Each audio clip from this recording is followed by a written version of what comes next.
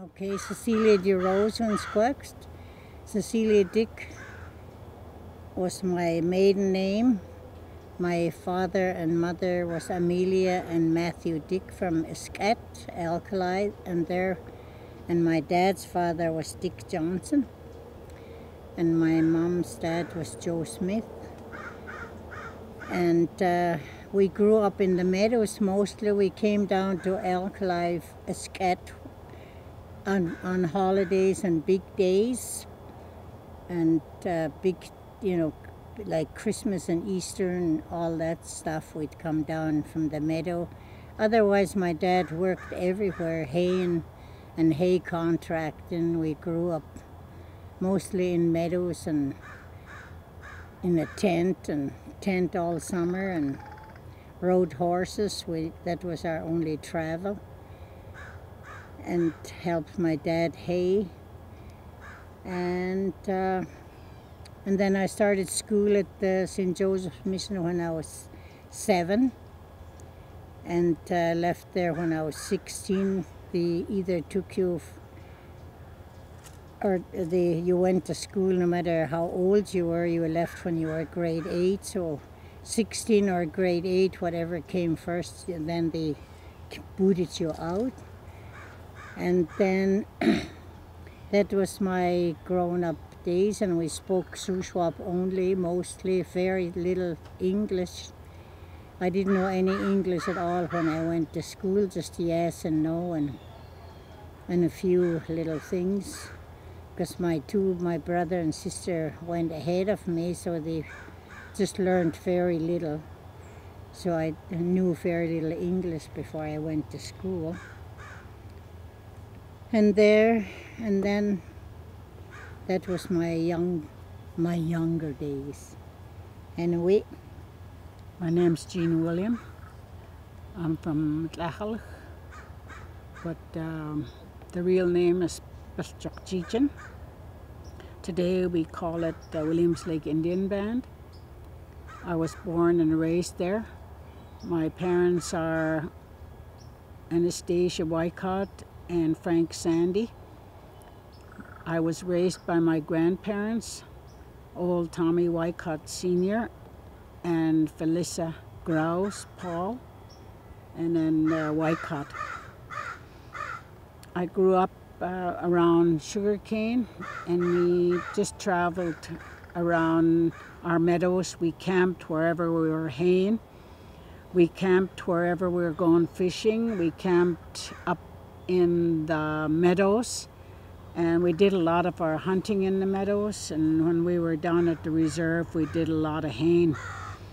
Mainly our travel was by horse and wagon, so we learned to ride horses at a very early age.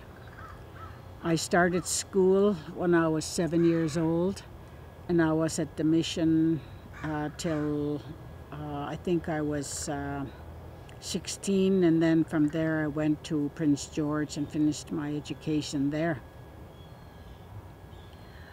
I work with young people today, the babies. I teach them the language, and I go in the play yard, and I just give them just very basic commands, and teaching them any little thing about a leaf or a rock, just any little thing. I really enjoyed my teaching career. I also taught grade 11 and 12 Secwepemctsín language, and right up until the university years. I really enjoyed teaching, and I like teaching because I want to leave a legacy of our language, and I don't ever want it to be forgotten. I'm still teaching the Shuswap language, hoping that one day we'll have speakers, and I think they're coming now. They seem to be coming. More and more are getting serious about learning the language now. So hopefully, and keep our fingers crossed, that maybe we will have some speakers eventually. I think in my community of sugarcane, there I go, Williams Lake Indian Band has so many different names. In my community, myself and Willie Alphonse are the two original speakers that are left.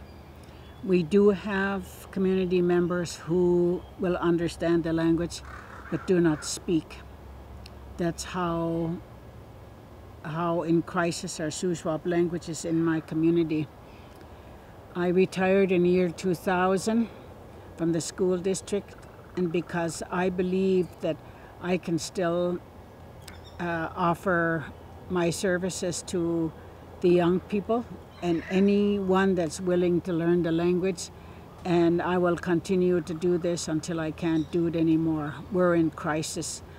I have no one to speak with in my community, although, like Cecilia said, there are students who are beginning to speak and are able to understand. And I'm really fortunate that I have one son that can read and write and understands and can speak some of the language, but he understands, and I'm really pleased with the work that I have really pushed. But I just hope that he will continue to pass that on to the younger people. I have a grandson, his name is Reggie, and I try and have him all the time. When I have him, I try and speak the language to him as consistently as possible. But because the English language is so powerful, everybody speaks it, and it's the most common language there is, it's really difficult to go back to our own language again. I have quite a few speakers in Alkali. I think they said there's 30 some, but none of them speak, none of their grandchildren speak, very little. They just only know the greetings and stuff that they've been taught in a classroom. But it is really sad that, you know, they should have speakers there, because there's so many speakers there and they're not speaking, not even to each other. Like you say, the English language is just taken over.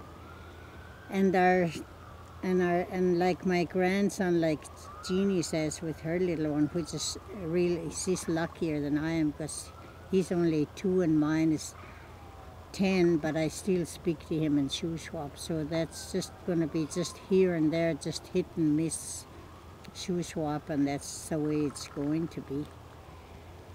But other than that, I think maybe with the students that are really interested now, we're hoping that they'll take off with the language, and everybody seems to be getting more interest in it, so maybe there's hope.